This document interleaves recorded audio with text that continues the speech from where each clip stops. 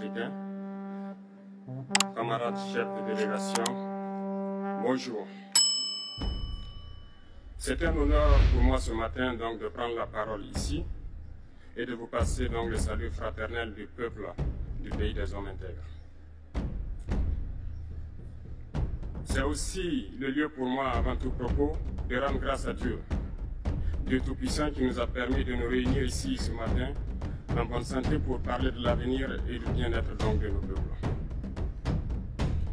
Je m'en vais m'excuser auprès des anciens que je pourrais vexer dans mes propos à venir. Africanité oblige, les droits de l'aînesse, je voudrais m'excuser. Camarades, j'ai quelques questions donc de ma génération, ni des questions qu'on se pose. Mais nous n'avons pas de réponse.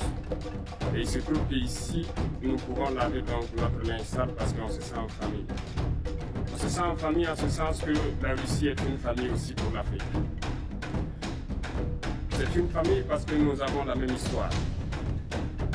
La Russie a consenti d'énormes sacrifices pour libérer le monde du nazisme pendant la Seconde Guerre mondiale.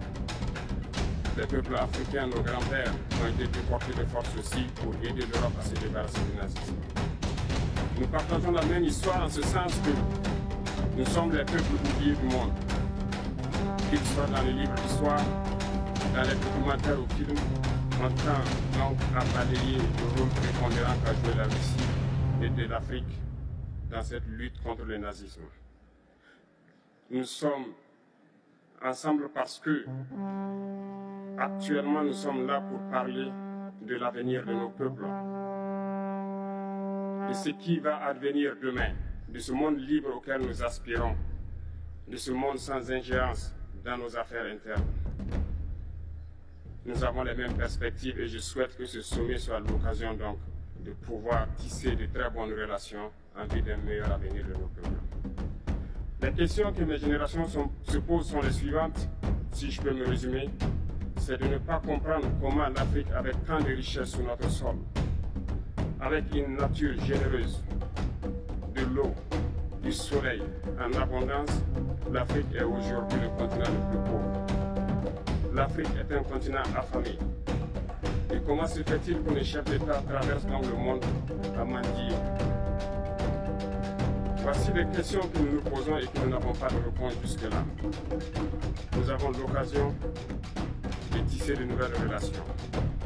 Et j'espère que ces relations puissent être les meilleures pour donner un meilleur avenir à nos peuples. Ma génération me charge aussi de dire que, par ce fait de pauvreté, ils sont obligés de traverser l'océan pour essayer de rallier l'Europe. Ils meurent dans l'océan. Mais que prochainement, ils n'iront pas traverser parce qu'ils viendront devant nos palais pour chercher leur puissance quotidienne. Pour ce qui concerne le Burkina Faso, aujourd'hui nous sommes confrontés depuis plus de 8 ans à la forme de manifestation la plus barbare, la plus violente du néocolonialisme, de l'impérialisme.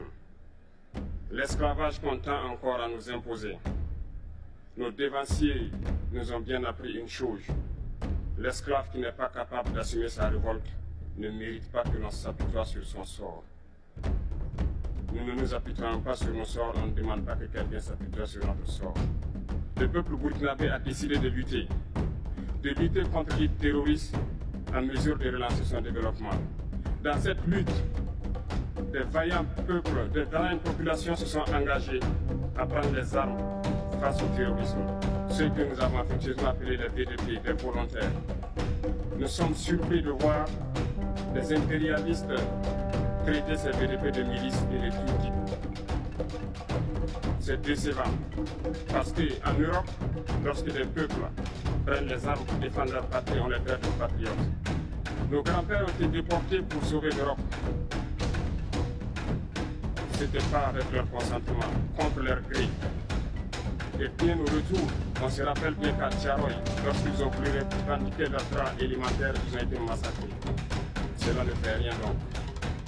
Lorsque nous, peuple, nous décidions de nous défendre, on nous traite de milices. Mais là n'est pas le problème.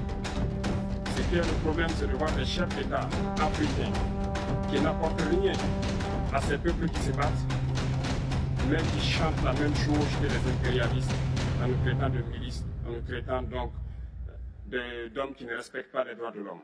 De quels droits de l'homme parle-t-on? Nous nous offusquons contre cela et c'est honteux. Il faut que nous, chefs d'État africains, nous arrêtons de nous comporter donc en marionnettes qui dansent à chaque fois que les impérialistes tirent sur les ficelles. Hier, le président Vladimir Poutine a annoncé donc l'envoi des céréales en Afrique. Nous sommes bien contents. Nous lui disons merci pour cela.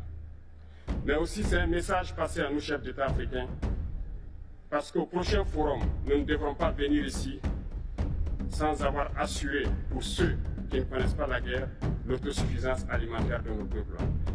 Nous devons prendre l'expérience de ceux qui ont pu déjà atteindre cela en Afrique, tisser de bonnes relations ici et tisser de meilleures relations avec la Fédération de Russie pour pouvoir assouvir les besoins de nos populations.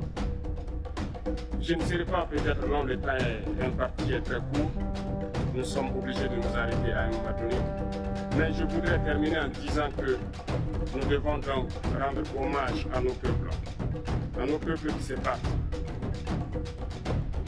Gloire à nos peuples, dignité à nos peuples, victoire à nos peuples. La patrie ou la mort, nous vaincrons. Merci, camarades.